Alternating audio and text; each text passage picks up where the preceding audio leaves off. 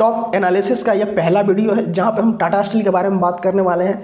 यह एक new series है जिसके अंदर हम लोग स्टॉक का एनालिसिस करेंगे और प्रॉमिस करते हैं कि जिस स्टॉक का एनालिसिस करेंगे उस स्टॉक के बारे में आपको दूसरी वीडियो देखने की ज़रूरत नहीं पड़ेगी। या तो आप लॉन्ग टर्म की प्लानिंग कर रहे हैं उसके लिए भी, या फिर शॉर्ट टर्म या स्विंग की कोशिश कर रहे हैं उसके लिए भी, सब कुछ डिटेल्स में यहाँ पे आपको मिलेगा। फंडामेंटल्स क्या है, कंपनी से रिलेटेड न्यूज क्या है, कंपनी क्या, उस न्यूज का इम्पैक्ट क्या रहने वाला है, कितने दिनों तक रहने वाला है, शॉर्ट टर्म के लिए हमें कहाँ पे एंट्री लेनी चाहिए, टारगेट्स क्या रहेंगे और होल्डिंग डेज कितने रहने वाले हैं, लॉन्ग टर्म के लिए हमें किस लेवल पे एंट्री लेनी चाहिए, अगर स्टॉक के अंदर गिरावट भी आती है तो हमें कितनी क्वांटिटी के लिए अपना पैसा बचा के रखना चाहिए ताकि हमें डीप बाइंग करनी चाहिए और किस लेवल पे करनी चाहिए और कब करनी चाहिए, पूरा डिटेल्स में बात करेंगे। तो प्लीज़ वीडियो को लास्ट तक जरूर देखिएगा और चैनल पर नए आए हुए हैं तो चैनल को सब्सक्राइब कर दीजिए और हमारे इंस्टाग्राम और टेलीग्राम से अपडेट हो जाइए, वहाँ से जुड़ जाइए ताकि आपको डेली स्टॉक के बारे में पता चले कि किसके अंदर हमें स्विंग ट्रेडिंग करनी है। आराम से आप 4-5% का प्रॉफिट। इस स्टॉक एनालिसिस सीरीज का जो पहला स्टॉक है वो है टाटा स्टील। टाटा स्टील एक स्टील सेक्टर से रिलेटेड कंपनी है जिसकी मार्केट कैपिटल 1,29,703 करोड़ रुपए है और यह अपने साथ ब्रांड वैल्यू लेके आती है टाटा ग्रुप की। अब यहाँ पे हम ब्रांड वैल्यू की क्यों बात कर रहे हैं, क्योंकि आफ्टर कोविड लोगों का जो पर्सपेक्टिव है इन्वेस्टमेंट को लेके, या तो शॉर्ट टाइम पीरियड को हो या फिर लॉन्ग टाइम पीरियड हो, वो चेंज हो चुका है। लोग ब्रांड वैल्यू की तरफ ज़्यादा झुकाव ले रहे हैं, ज़्यादा इंटरेस्ट दिखा रहे हैं। Just for example Adani group में आपने देखा होगा कि उनके स्टॉक के अंदर किस तरह से तेज़ी देखने को मिली, क्योंकि लोगों ने वहाँ पे इंटरेस्ट शो किया। रीज़न यही था कि उनकी ब्रांड वैल्यू और उनका आने वाले टाइम में, यानी कि लोगों को लगा कि अगले 4-5 साल में जिस तरह से ये बिजनेस को एक्सपेंड कर रहे हैं हमें यहाँ पे प्रॉफिट मिलने वाला है और साथ में एक ब्रांड वैल्यू है। उसके साथ ही रिलायंस को देख लो आप, और महिंद्रा एंड महिंद्रा को देख लो और टाटा ग्रुप को देख लो। मेरे हिसाब से इंडिया का सबसे बेस्ट कोई ग्रुप है या कोई कंपनी है वो है टाटा ग्रुप, जो कि लोगों के ट्रस्ट को साल दर साल से कैरी कर रहा है और आने वाले टाइम में भी कैरी करेगा। तो ये इस कंपनी के लिए एक बहुत ही बड़ी प्लस पॉइंट है। है इसका बिजनेस। ये कंपनी स्टील बनाने का काम करती है, रॉ मटेरियल यानी कि आयरन ओर से स्टील मेकिंग करती है। बट यहाँ पे मैं एक और पॉइंट को ऐड ऑन करना चाहूँगा, वो यह है, अभी तक उस पॉइंट को आपको किसी यूट्यूबर ने नहीं बताया होगा, उस पर किसी ने फोकस नहीं किया होगा। वो पॉइंट यह है कि इस कंपनी के पेमेंट का टर्म एंड कंडीशन जो है वो अपने सप्लायर के साथ, यानी जो इनको रॉ मटेरियल प्रोवाइड कराते हैं या फिर इनको जो सर्विस प्रोवाइड कराते हैं उनके साथ भी बहुत बढ़िया है। और इनके जो क्लाइंट हैं, जो इनके कस्टमर हैं, जिनको ये अपना मटेरियल सप्लाई करते हैं, अपना प्रोडक्ट सप्लाई करते हैं, उनके साथ भी बढ़िया है, जो इस कंपनी के लिए एक बहुत ही स्ट्रॉन्ग पॉइंट है। क्योंकि इनकी जितने भी कंपटीटर हैं, जो पीर हैं, उन कंपनियों में इस सेक्टर में अधिकांश देखने को यह मिलता है कि टर्म एंड कंडीशन पेमेंट का कुछ और रहता है और जब पेमेंट क्रेडिट करने की बात आती है तो वहाँ पे काफ़ी डिले देखने को मिलता है। बट यहाँ पे पैसा फंसने का कोई भी प्रॉब्लम नहीं है, जिस वजह से लोग टाटा स्टील के साथ बिजनेस करना ज़्यादा प्रीफर करते हैं। यह एक प्लस पॉइंट है। यहाँ पे न्यूज़ की तो टाटा स्टील से रिलेटेड 2 न्यूज़ निकल के आ रही है, एक पॉजिटिव न्यूज़ है और दूसरी नेगेटिव न्यूज़ है। सबसे पहले बात करते हैं हम पॉजिटिव न्यूज़ के बारे में, जो यह है कि टाटा ग्रुप की 7 मेटल कंपनीज का मर्जर होने वाला है टाटा स्टील के साथ। यानी कि टाटा ग्रुप की जो 7 मेटल बनाने वाली कंपनियां हैं उनका मर्जर हो जाएगा टाटा स्टील के साथ, जिसके वजह से जो टाटा स्टील का वैल्यूएशन है वो बढ़ जाएगा, मार्केट कैपिटल बढ़ जाएगा और जो इनका पर ईयर जो प्रोडक्शन का एक कैपेसिटी होता है वो भी बढ़ जाएगा और आने वाले टाइम पीरियड में आपको अच्छा खासा ग्रोथ आपके स्टॉक प्राइस में देखने को मिलेगा। इवन जब यह न्यूज़ आएगी 4-5 महीनों के बाद, जब इस न्यूज़ की कंफर्मेशन हो जाएगी तो वहाँ पे भी इस न्यूज़ की वजह से आपको टाटा स्टील के स्टॉक के अंदर 5 या 10% का अपमूव देखने को जरूर मिलेगा। बट अभी जो भी फाउंडेशन है इस न्यूज़ का काफ़ी स्ट्रांग है, तो इसे मान के चलिए कि ये चीज़ें होने वाली है। दूसरी जो न्यूज़ है वो नेगेटिव न्यूज़ है और वो न्यूज़ यह है कि जो ग्लोबल प्राइस है स्टील का, उसके अंदर हमें शार्पनेस देखने को नहीं मिल रहा है। ओवर द टाइम पीरियड ये प्रॉब्लम सॉल्व हो जाएगी, क्योंकि जो यह सेक्टर है स्टील का, यह जैसे एक सीजनल फ्रूट्स होते हैं, उनका एक सीजन होता है, उसी सीजन में वो अवेलेबल रहते हैं, उसी तरह से ये जो सेक्टर है, इस सेक्टर की कंपनियों के अंदर जो हमें एक अपमूव देखने को मिलता है, एक ओवर द टाइम पीरियड के बाद ही मिलता है, एक फिक्स टाइम पीरियड रहता है कि इसी के आसपास आपको ग्रोथ देखने को मिलेगा। तो थोड़ा टाइम और आप मार्केट को दीजिए, इस स्टॉक को दीजिए, अपने पोजीशन को बना के रखिए, अगर रखे हैं आपको इसके अंदर ग्रोथ देखने को जरूर मिलेगा। फोर्थ पॉइंट है फंडामेंटल्स। कंपनी के फंडामेंटल्स कैसे हैं, तो सबसे पहले बात करेंगे ROCE के बारे में, जो कि 31.6% है, विच इज वेरी गुड। दूसरा बात करेंगे हम लोग ROE के बारे में, जो कि 42.6% है, बहुत ही बढ़िया नंबर है ये। तीसरा बात करेंगे PE रेशियो के बारे में, जो टाटा स्टील का 4.5 है, इंडस्ट्री का पीई रेशियो 5.8 है, जो दोनों आसपास अप्रोक्स है। अगर ये ज़्यादा होता पीई रेशियो टाटा स्टील का तो हम यहाँ पे ओवरबाउट जोन मानते हैं, और ये ज़्यादा नीचे रहता तो हम यहाँ पे अंडर वैल्यू मानते हैं, बट अप्रोक्स है जो कि बैलेंस है, विच अगेन वेरी गुड।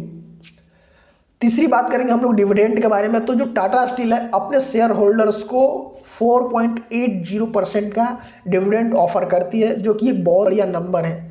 इसके बाद अगला पॉइंट है ईपीएस का, यानी कि अर्निंग पर शेयर। 2021 में टाटा स्टील का ईपीएस था 6.26 का, 2022 में 32.8 का। अब देखो किस तरह से इसके अंदर ग्रोथ हुआ है, रेट देखो ग्रोथ का। और अभी तक यानी 2023 के फाइनेंशियल ईयर में टिल द डेट 23.4 है, जो कि आपको मार्च तक इंक्रीज हो जाएगा। इसके बाद बात करते हैं अगले पॉइंट का, जो है नेट प्रॉफिट। सबसे पहले बात करेंगे 2020 का, जब आफ्टर कोविड ऑपरेशन स्टार्ट हुआ था तो कंपनी का जो प्रॉफिट था वो 1172 करोड़ था। उसके बाद 2021 में कंपनी का जो नेट प्रॉफिट था वो 8190 करोड़ हुआ, जो कि काफ़ी प्रमोसिंग है। और 2022 में यह नेट प्रॉफिट और इंक्रीज होकर 41.709 करोड़ का हुआ, यानी 41,709 करोड़ का हुआ, यानी 41,709 करोड़ का हुआ। अब टिल द डेट 2023 के फाइनेंशियल ईयर तक अभी तक यह 28,444 करोड़ का है, जो कि आने वाले 4-5 महीनों में यानी कि अगले क्वार्टर तक और इंक्रीज हो जाएगा। यहाँ पे ग्रोथ, जो नेट प्रॉफिट का ग्रोथ है वो बहुत ही सही है, जो कि बहुत ही बढ़िया नंबर है। इसके बाद बात करते हैं नेट कैश फ्लो का, जो कि कंपनी के पास अभी 10,075 करोड़ का है। अब मेन पॉइंट जिस पे लोग और ज़्यादा फोकस करते हैं वो है कि शेयर होल्डर्स का पैटर्न क्या है। तो यहाँ पे प्रमोटर्स की जो होल्डिंग है वो काफ़ी समय से सेम है, 33.9% का, कोई इसमें आपको चेंज देखने को नहीं मिला है। फॉरेन इन्वेस्टर का जो आपको होल्डिंग्स है वो है 21.8% का, और डोमेस्टिक का जो शेयर होल्डिंग्स है वो है 18.7% का। यहाँ पे जो शेयर होल्डर्स पैटर्न है मेरे को बहुत ही अच्छे लगे। और एक कंक्लूजन में अभी तक के डाटा को ध्यान में रख के देना चाहूँगा कि जिस तरह से हमने कंपनी के सेक्टर से लेकर market capital, branding, business, news, fundamentals, cash flow और शेयर होल्डर्स पैटर्न सारे को मिला के एक रिव्यू दूँ, तो बेशक आप इस स्टॉक के अंदर अपनी पोजीशन जरूर बनाइए, या फिर आपको अगर शॉर्ट टर्म प्लेयर हो, स्विंग प्लेयर हो, तो भी आप इस कंपनी के अंदर अपनी पोजीशन बनाइए। लॉन्ग टर्म हो तो आपको बनाना ही बनाना चाहिए। अब किस लेवल पे खरीदें, कितने दिन तक होल्ड करें और किस लेवल पे निकले, और अगर हमने कोई पोजीशन बनाया और कंपनी के अंदर, स्टॉक के अंदर एक आपको डाउनफॉल देखने को मिला, एक गिरावट देखने को मिली, वहां पे क्या करें, एवरेज कहां पे करें, तो उसके लिए आप वीडियो में बने रहिए। हम इस चीज को अब कवर करने वाले हैं और पूरा डिटेल में कवर करेंगे। अभी आपके सामने जो चार्ट है वो टाटा स्टील का चार्ट है। यहाँ पे आप देख सकते हो कि एक रेंज बाउंडेशन है जो कि 103 से लेकर 107 के बीच में, कोई दिक्कत नहीं है। हमें क्या करना चाहिए, तो बाइंग लेवल्स हम आपको बताएंगे, उसके साथ टारगेट्स बताएंगे, और यहाँ पे होल्डिंग डेज बताएंगे कि कितने दिन तक होल्ड करना चाहिए, कितने रुपए का इन्वेस्टमेंट करना चाहिए। तो सबसे पहले बात करेंगे हम लोग लॉन्ग टर्म वाले के लिए, जो मिनिमम 3 साल रखेंगे और मैक्सिमम 10 साल रख सकते हैं या 12 साल रख सकते हैं। 3 से 5 साल वाले जो रखने वाले हैं उनके लिए सबसे पहला बाइंग लेवल रहेगा। देखो मैं मान के चल रहा हूं कि आपके पास 1 लाख रुपए, जस्ट फॉर एग्जांपल आप 1 लाख के जगह पे अपने अमाउंट को रख के, और मेरा कैलकुलेशन है उसको यूज करना।